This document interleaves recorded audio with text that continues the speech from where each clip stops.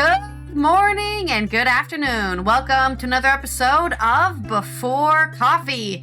It is Wacky and Weird Wednesday, and we have some wacky and weird news for you today. This is Before Coffee, the father and daughter comprehensive news of Planet Earth podcast, where we choke on our own throat, where we look up our stories 10 to 15 minutes before we start, and we haven't had any caffeine. So, what's in the headlines today? Today on Before Coffee, Aliyev criticizes Western nations' stance on fossil fuels at COP29. Hello, this is Roger from America. And in America, 2 more monkeys are captured in South Carolina, 2 more escaped monkeys. And Mattel apologizes for linking to a porn site on its doll. The magicians who secretly smashed the Magic Circle's glass ceiling. And we go down under for our other 2 stories as an emperor penguin recovers from a 2,000-mile swim. And there's some suspected tar balls in Sydney that are kind of disgusting. Coming out of culture news, Dwayne "The Rock" Johnson admits to peeing in water bottles on set. Yeah, that happens. And it's also National Indian Pudding Day. That's the only thing it is today. So, strap in. It's Wednesday. Weird Wednesday, November 13th, 2024 on Before Coffee.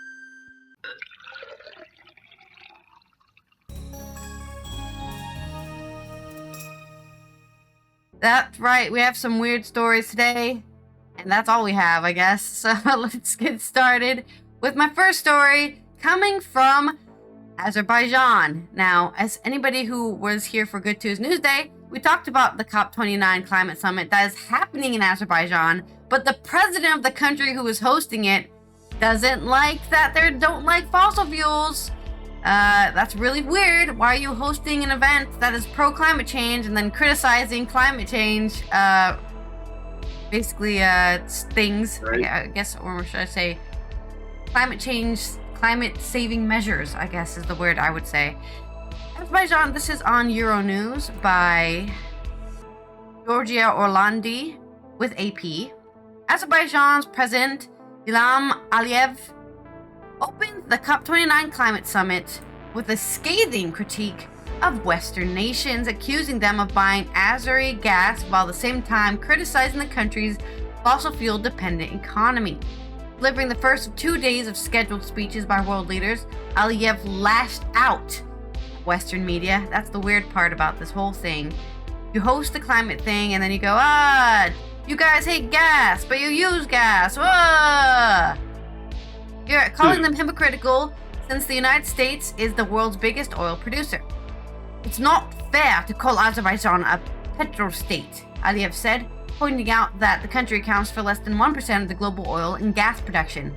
Oil and gas are a gift from God, just like the sun, wind, and minerals. Well, I mean, you can call every place a petrol state because I think every place uses petrochemicals. Unfortunately, that's the world we live in. Every natural resource, whether it's oil, gas, wind, sun, gold, silver, copper, all that are natural resources. Countries should not be blamed for having them and should not be blamed for bringing these resources to the market, Aliyev said. I mean, sure, but once you process them into gas, like petroleum gas, that's not natural. You have to process and make that. Oil, totally natural. I'll agree with you there. That's natural. Mm-hmm. But turning it into petroleum is not natural. Natural gas is natural, sure. How you get the natural gas, though, that's not natural. Pumping a bunch of water into the earth to get gas out is not a natural process. Just saying, if you want to be, if you want to nitpick things and say who's being a hypocrite and who's not, stop saying. And also, just because it's natural doesn't mean it's good that you're using them. Anyways, countries should not be blamed for having them and should not be blamed for bringing these resources to market, Aliyev said. As president of the COP29, of course we will be a strong advocate for green transition as we are doing it. But at the same time, we must be realistic, he continued.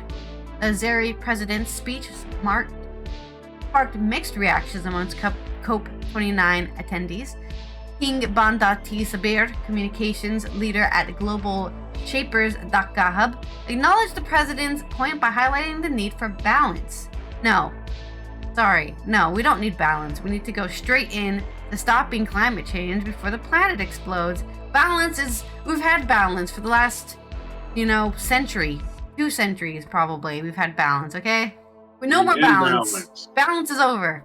But the fact that he has pointed out the hypocrisy is something we should appreciate. It is true. But at the same time, we cannot deny that fossil fuels are harmful. So what do we do in return? We have to make sure that the green energy transformation also gathers traction, Sabir told Euronews. Assad Renman from NGO War on Want agreed with some of Aliyev's points, but emphasized the importance of action from major polluters. The only way progress can be made is if it's done fairly, Renman said. He's right that the signals for change must come from larger polluters. Countries that have been polluting for over a century, like the United States, the European Union, and the UK, have a crucial role to play. What they do matters, and as it sends powerful signals to the rest of the world, he added. Aliyev's speech set tone for leaders gathering ahead of the tough negotiations on the details of the final agreement. So, I understand where he's coming from, but I do think it's really, really wacky to, this argument he's making here about it being natural God and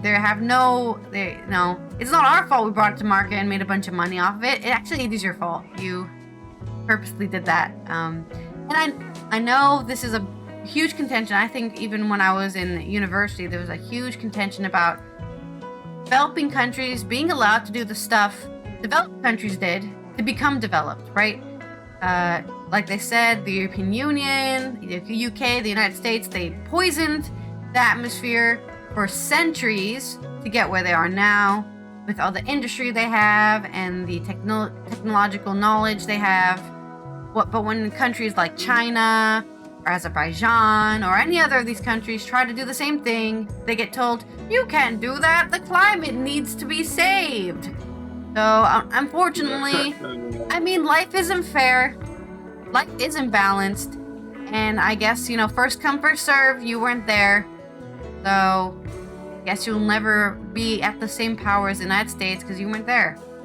I don't know what Azerbaijan was doing in the 1700s, but they weren't investing in, industry and creating their, I don't know what they were doing. I guess I'll have to look up my Azerbaijan history, but the point is they weren't doing what the United States and Europe was doing because otherwise they would be in the same place, which is a fellow contributor to climate change and needing to reel back on all the things they've been doing for centuries so that the planet still exists.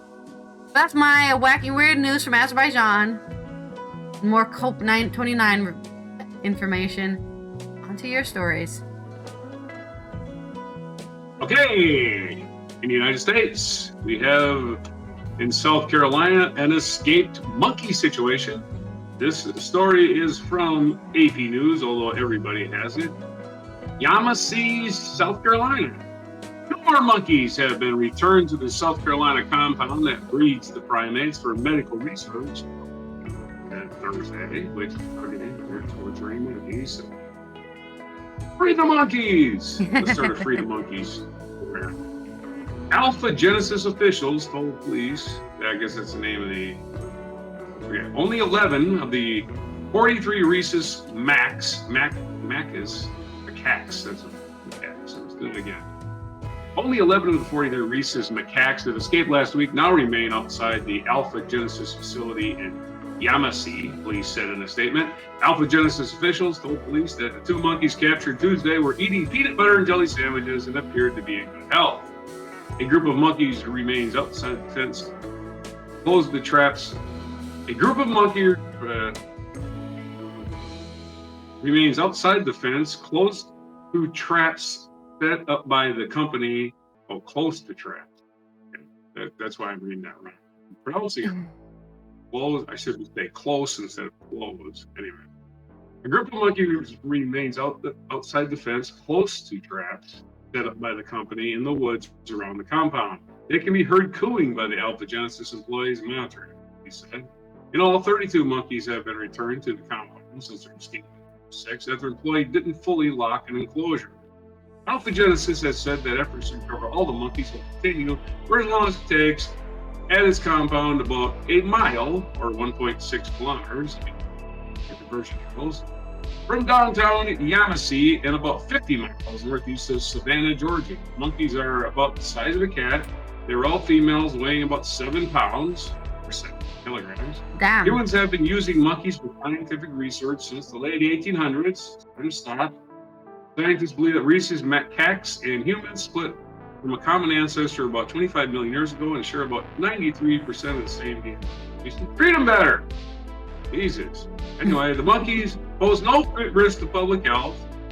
That's a shame. Anyway, alphagenesis. I'm just joking. Federal official. Well, we got some really good news if they did. Really good, juicy news that people get their faces ripped off. The monkeys pose no risk to public health. Alphagenesis, federal health officials, and police have all said the facility brings the monkeys to sell to medical facilities and other researchers.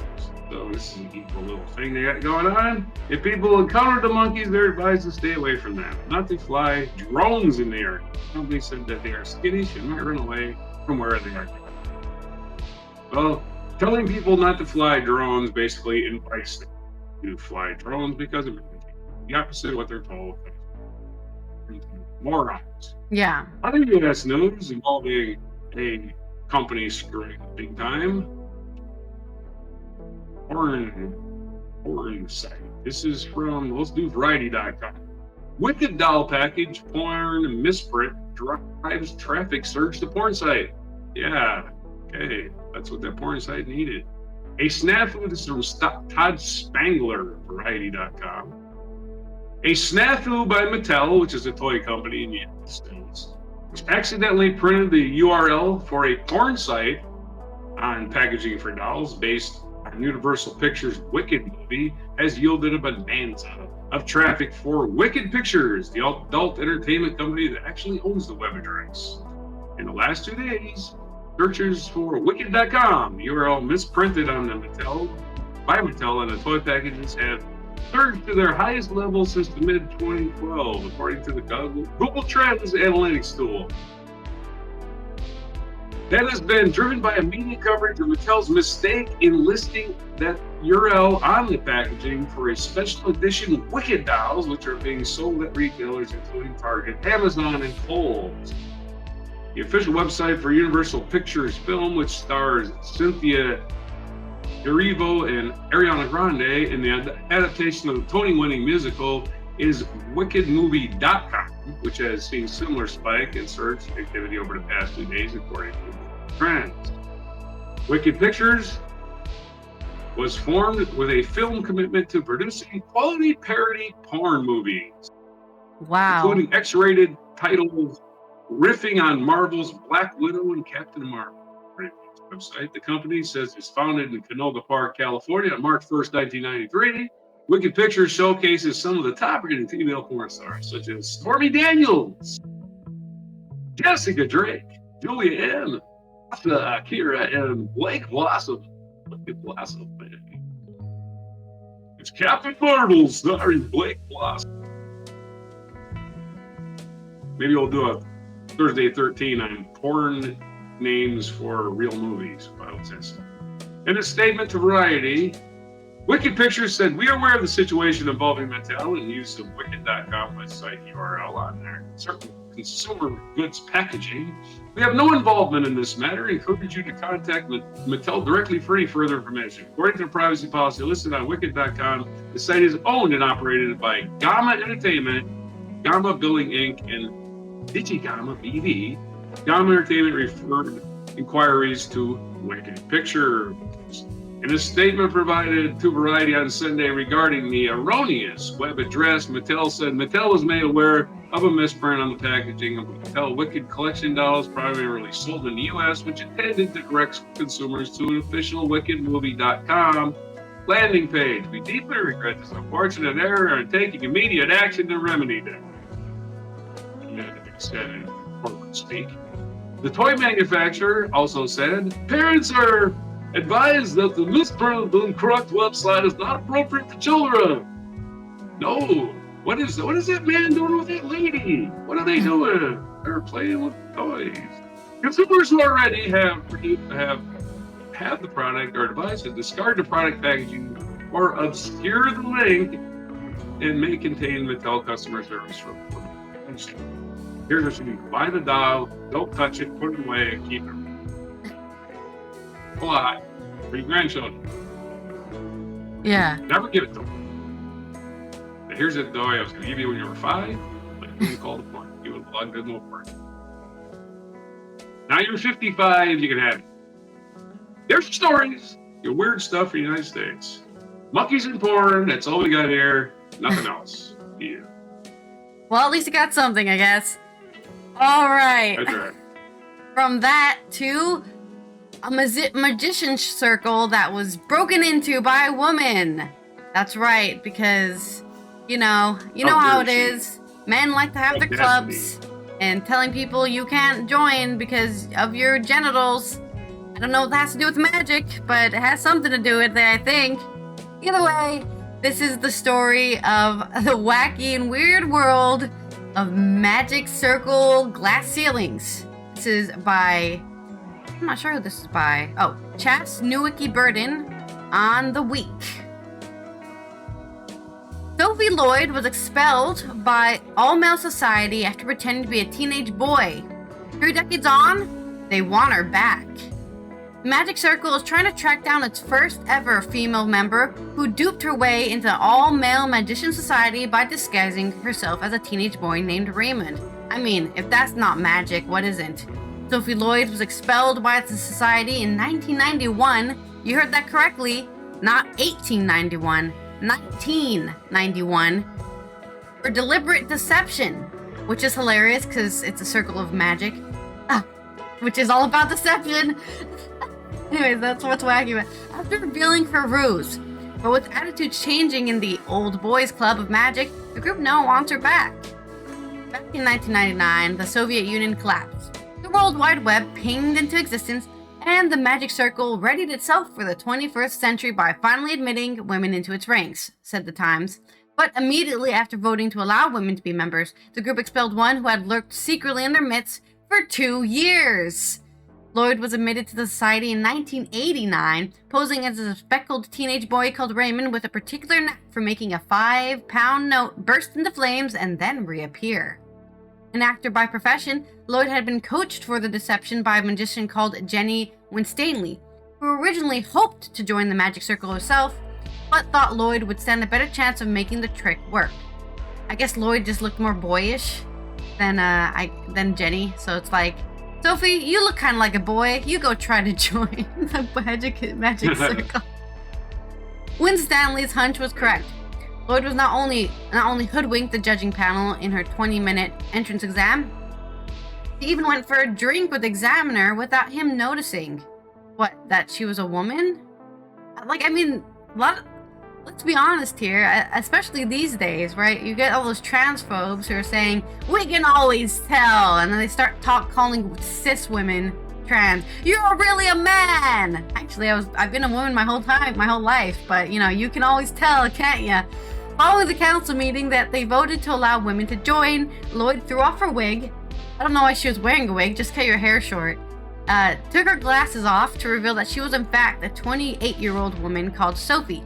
When Lloyd revealed her true self, the council realized it had been fooled the entire time by perhaps the greatest deception of all, and its response was swift and severe, said the Times. Lloyd was expelled from the society and threatened with legal action.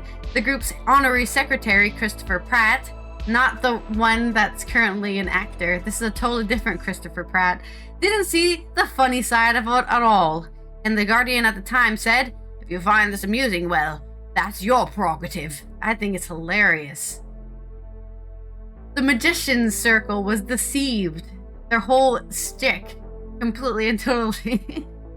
For her part, Lloyd told the Canadian broadcaster CBC after her expulsion that she was tired of the world of magic, adding that the experience had really put me off, and she has since disappeared.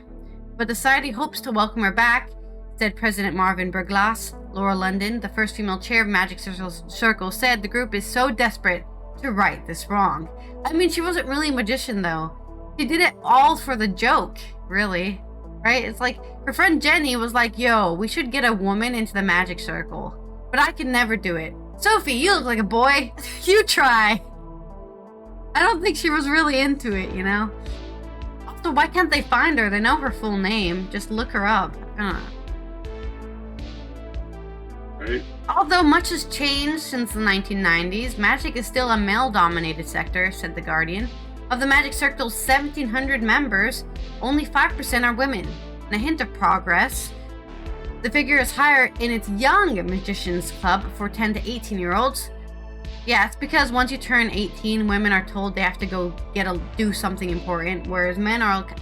This is obviously a generalization, but I'm just saying, in a lot of society, men are allowed to continue their hobbies out of teenagedom, keep doing it, you know?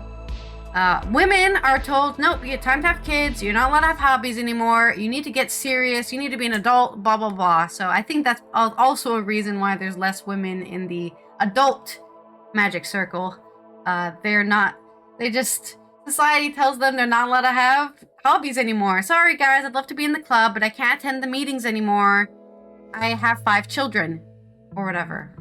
And, you know, my husband's not going to help me, so I have to do it myself. The fact that it's changing now is great, said London. But boy, it's taken a long time. In the US, 93% of the Academy of Magical Arts magician level members are male. Magic has long been the preserve of men. Hobbies have long been the preserve of men. Said iNews site. For more than a century, women have served as the glamorous assistants to male magicians. Clothes has played a role in this. It added women magicians are at a disadvantage. Yeah. You don't look really good in that pinstripe suit and that top hat. Go put on a flapper dress and some high heels. There you go. Now you look like a woman. Women are at a disadvantage as more tight-fitting clothing leaves nowhere to hide all important mechanics of tricks compared to the traditional suit. We'll just wear a suit then. Catherine Rhodes, a skilled close-up magician, said that although women haven't smashed the glass ceiling of magic yet, it has a massive crack in it, maybe even a hole. Times are changing, but there are decades of boys-onlys to undo. I just still can't believe there's a boys-only club for Magic Circle. Like, were there really that much women wanting to be magicians that they're like, oh shit, there's too much women! We need to make it a boys-only club before all the women magicians mess this place up! From my understanding, the only reason boys-only clubs exist is because there's men who want to talk about things that they don't want their wives to know about, so they just like, oh, we'll just make it boys only so we can talk about things so women won't know about it. Why so secretive? I don't know. The Magic Circle is hoping that by extending an olive branch to its first unofficial female member, other may soon follow. At the Times. Meanwhile, the Magic Circle hopes to make a movie of Lloyd's extraordinary heist at London. I think we should just call it The Extraordinary Deception, which is what it was. And probably the best magic they've ever seen in the Magic Circle. But there's your wacky and weird news off of the week about the greatest deception in the all-male Magic Circle. Yeah, not a big fan of magic. Like I said before, it's just like, you're tricking me. Okay, good for you, right? It's sleight of hand. Most of it's prestidigitation. Yeah, and distraction. Yeah, pay attention to my ear while I do something over here, you know? Prestidigitation. That's what the secret to magic is. Being able to hide things with your index finger or your pinky finger, whatever. Well, anyway, magicians. Cool, whatever. I guess you got your boys club. Circle jerk. Yeah. And that's what men's clubs are, circle jerks. Probably even literally. I don't know. I'm not part of it. Anyway, so we're going to Down Under for some. We're going to Down Under for the next 2 stories, and we're going to talk about fireballs that washed up by the beach. So people are like, fireballs. Anyway, they turned out to be pieces. This is from BBC.com. Turnbull.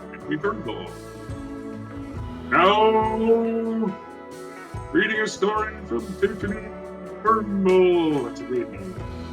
Fireball mystery. Sydney identifies objects that shut beaches.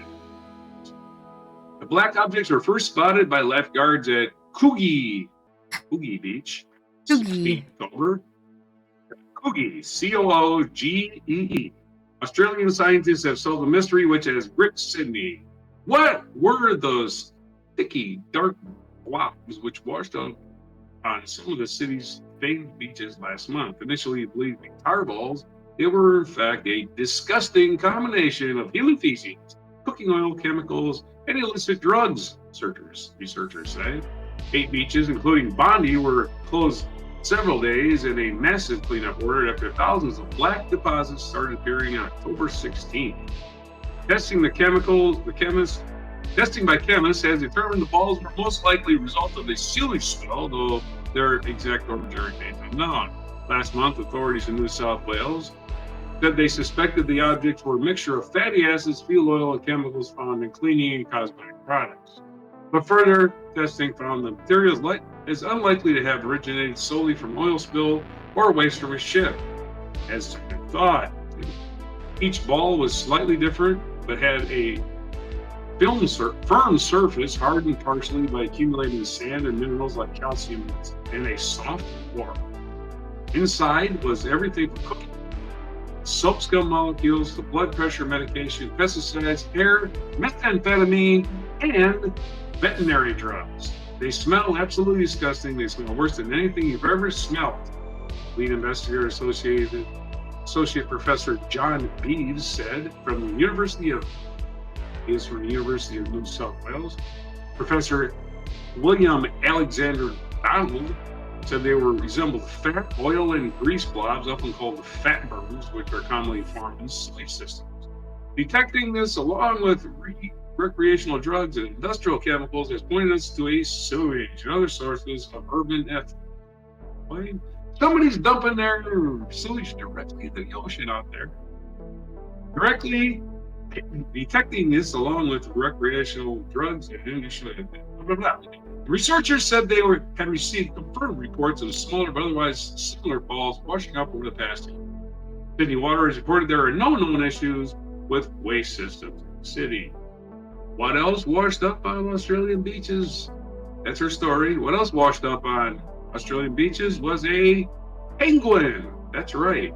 Really? This is from AP News. First emperor penguin known to reach Australia, found on a tourist beach. Maybe he was floating on a big old raft of shitballs. I rode a raft of shitballs all the way from Antarctica. An emperor penguin found malnourished far from its Antarctic home in the Australian South Coast is being cared for by a wildlife expert, government department said Monday. The adult male was found on November 1st on a popular tourist beach in the town of Denmark in temperate southwest Australia, about 3,500 kilometers north of the icy waters off the Antarctic coast, according to a statement from the Western Australian State Department of Biodiversity Conservation Attraction. The largest penguin species has never been reported in Australia before.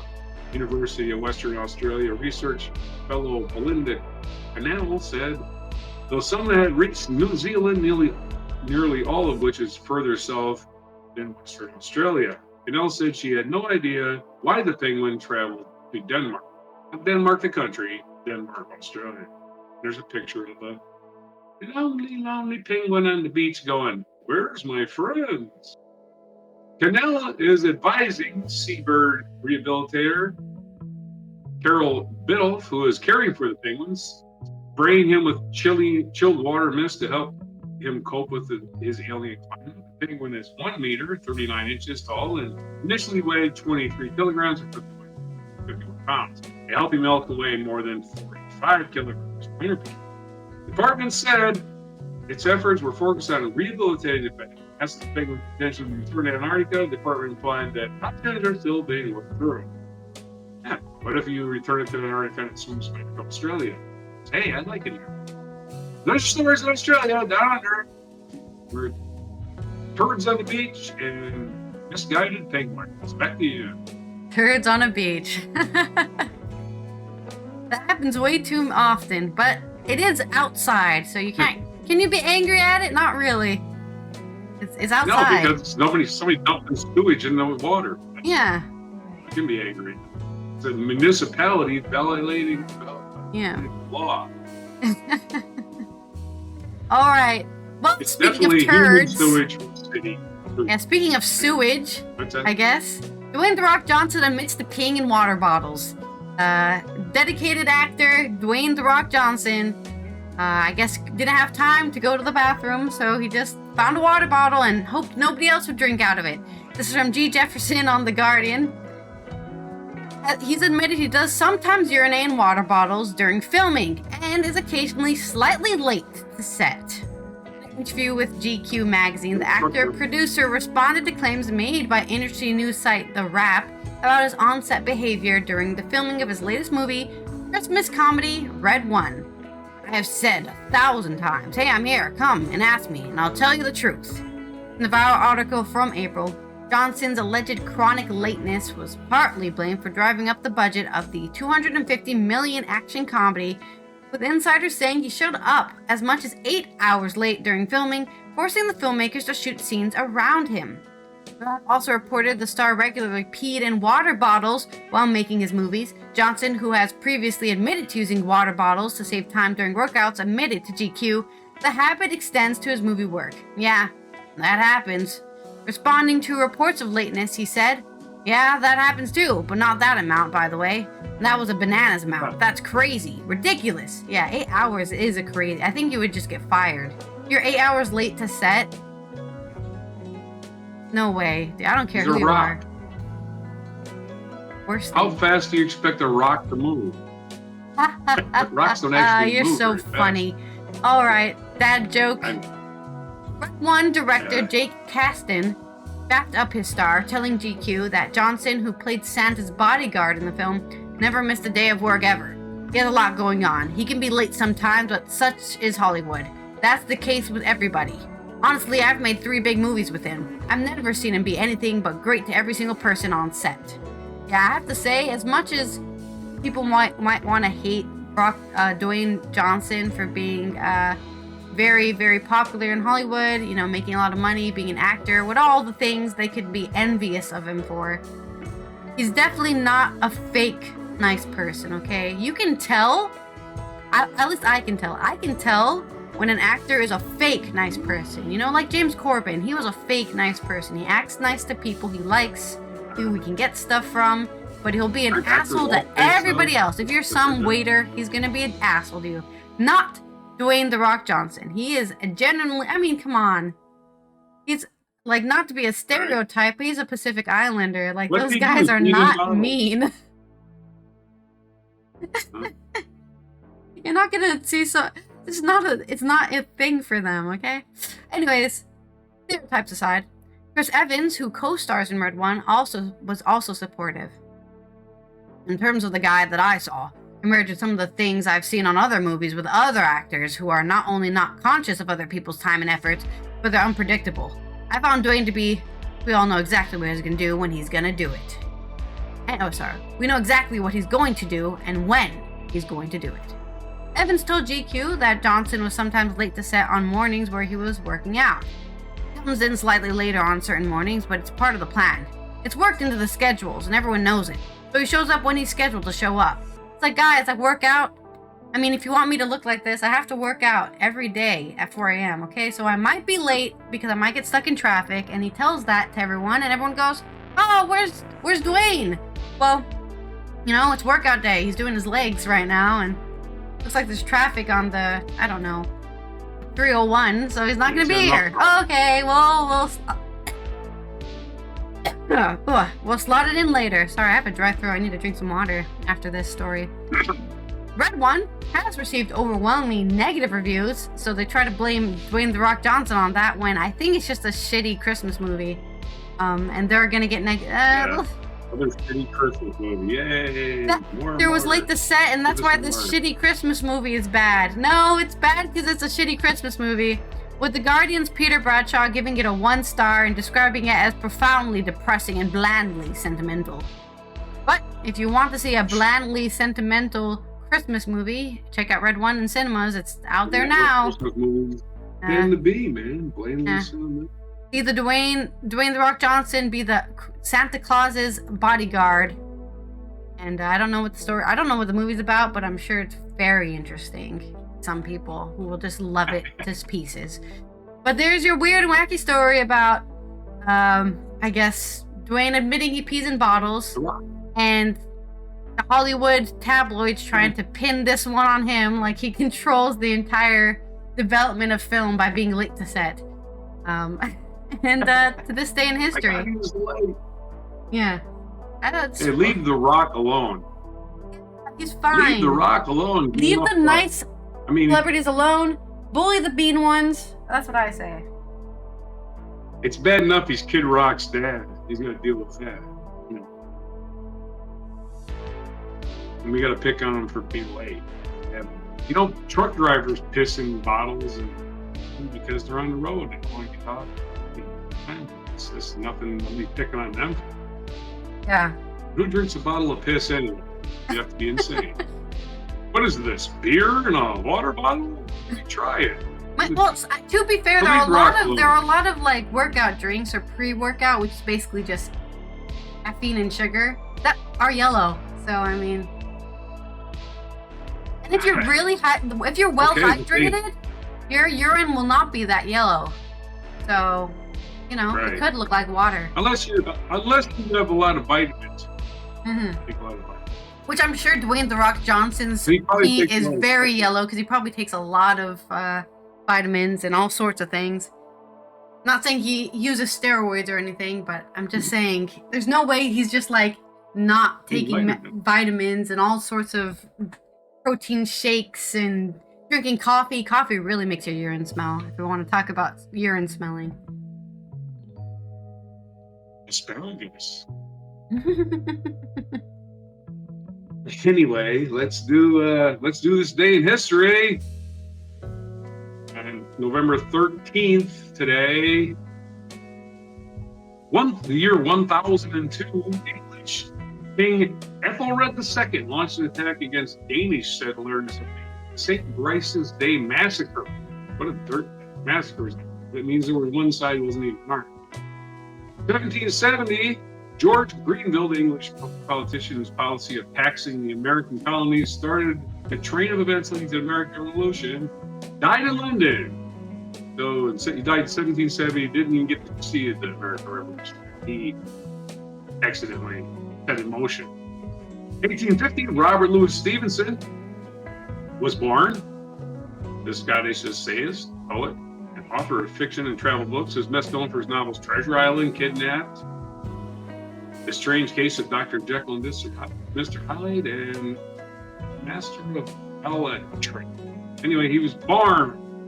Kidnapped is about the Stuart. 1916, during World War I, a costly 4-month Allied offensive against German positions won so many. Destruction.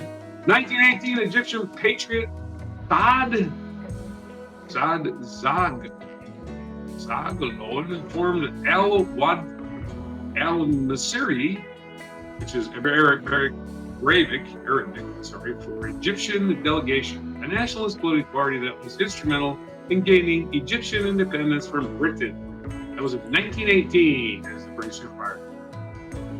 Probably 1940, the animated film Fantasia had its first public screening, and it became one of Disney's more controversial works. Derided for its portentousness and praised for its stunning visual virtuosity. Visual virtuosity. That's right. 1980, Martin Scorsese's Raging Bull, a biopic by Jake LaMotta, had its world premiere and became an American classic, especially known for the Oscar-winning performance by Robert De Niro. Robert De Niro was a method actor. He actually became an boxer, worked out, gained weight, did the fights, probably pissed in bottles on the set. because it's some boxing. 1985, Mount Ruiz in the Cordillera central of the Andes in west central Colombia erupted. Yeah, it's a volcano. Erupted twice, burying the town of Miro on the Lagunia River and killing an estimated 25,000 people. 1985, a volcano erupted, killing 25,000 people in Central America. We never hear shit about Central America. News because apparently the world doesn't think. I was in boot camp when this happened, so I didn't hear it. In fact, 1985 on this day, I started boot camp.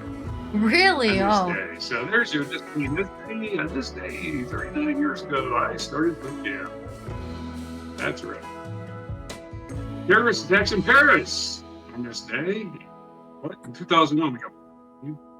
2001, on the heels of U.S.-led invasion of Afghanistan, prompted by the deadly terrorist attacks of September 11th, the army of the anti-Taliban Northern Alliance captured the city of Kabul and had Osama bin Laden on the run. Of course, they had completely surrounded Tora Bora later in the year 2002, and they just let him go. Let him go. And then we just continue to fight wars and wars and wars forever and ever and ever. But ended it right there. But the incompetent fucks running the war decided to let him go.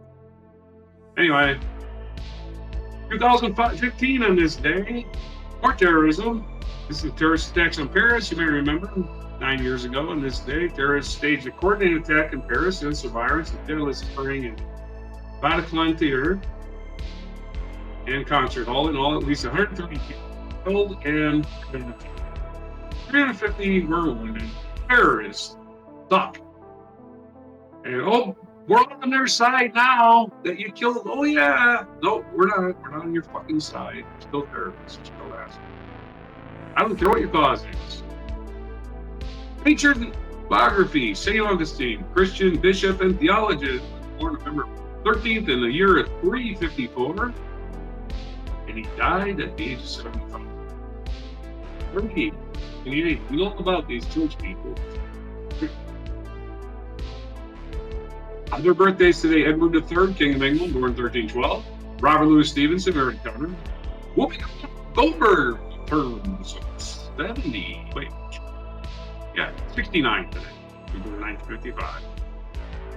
And Gerard Butler, Scottish actor, born in 1969. Ian Hersey Ally. You know where Ian Hersey Ally is? As a Dutch politician. Born in 1969, on the same day as Gerard Butler. And what day is it today? It's only one thing today. It's National Indian Pudding Day. You know what Indian pudding is? And how many Indians do you have to put in it? That's what I want to know. Just a joke. I'm sure none of you out there are cannibals. National Indian Pudding Day, recognized cold weather classic. November 13th, each year serve up the traditional New England dessert that is sure to wow. In the 17th century, English colonists brought hasty pudding to North America, transforming it. Although they eventually made the pudding with wheat due to shortage of grain. The colonists eventually used cornmeal, since the colonists had learned to cultivate maize from the colonists read name for Indian pudding from their name for cornmeal, Indian. This also replaced water with milk for added flavor. Cooks added either molasses or maple syrup. Other ingredients they added include cinnamon, ground ginger, butter, eggs, raisins, and nuts. So, yeah, man, it sounds good. So happy Indian Pudding Day. That's all the days for today.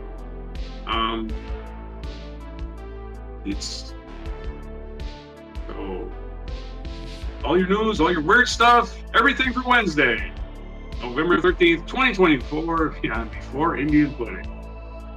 So there you are. That's it. Yeah. Sometimes there's just nothing happening. I mean, there's stuff happening tomorrow for International UN recognized days, but not today either. Just nobody cares about November 13th. Unfortunately. 13th is a bad day. Yeah. 13's a day for 13's unlucky. Not me. All right. It's like there's no 13th row on an yeah. airplane or something. No, 13th floor in the building. Like, that's stupid. Like Norm Macdonald said, if you jump from the 14th floor, no, it wasn't Norm Macdonald. Mitch Hedberg. You know you're on the 13th floor, right? So if you're jumping off the building, you're gonna hit sooner than you expect. Yeah. Oh shit! I thought I was in the 14th. All right. Well, this has been Allison here from the Netherlands. We hope you have a wacky and weird Wednesday. Do all the weird and wacky things that are legal. Don't break any laws now. That you can do. Don't go streaking down the street or anything like that. It's too cold to do that anyways. And we will see you tomorrow for our Thursdays 13. Roger will list 13 things off a list of things that I guess he wants you to know about or thinks is interesting. So we'll see you for that. I hope you guys have a good rest of your hump day, as we call it here. And here is our mic drop moment. November This is Kurt 5, His birthday was Monday. 2006. Dear Xavier High School and Of course, James Earl Jones passed away last month. Yeah. Master's parent, you sure know how to cheer up a really old geezer in his sunset years. I don't make public appearances anymore because That's a I shame. now resemble nothing so much as an iguana.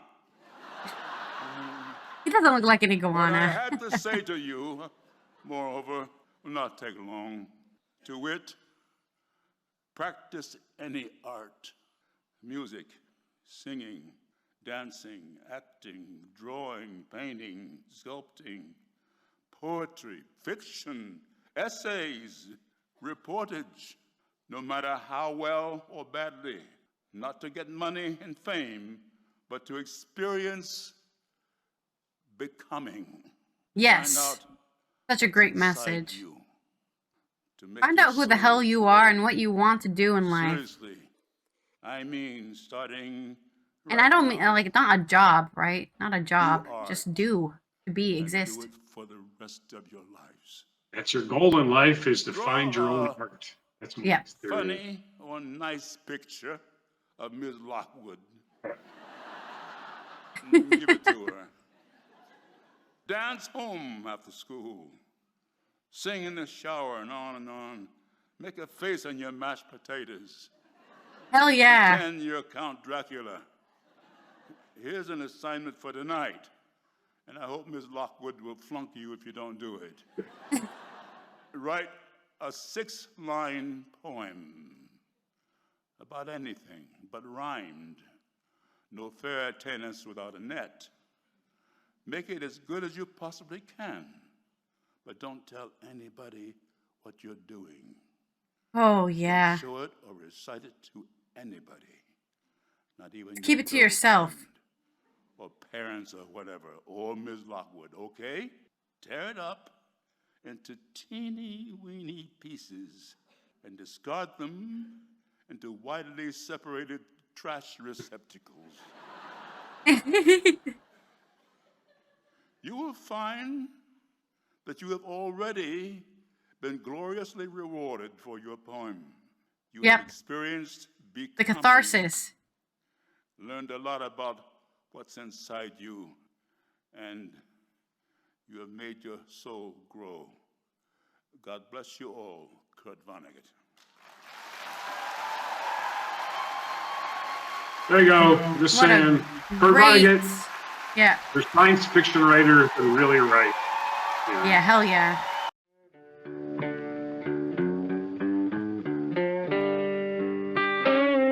Be sure to hit the like, subscribe, and notify buttons, and follow our other channels, Toxic Alley, History of Gravy, and Scratchy Old Records.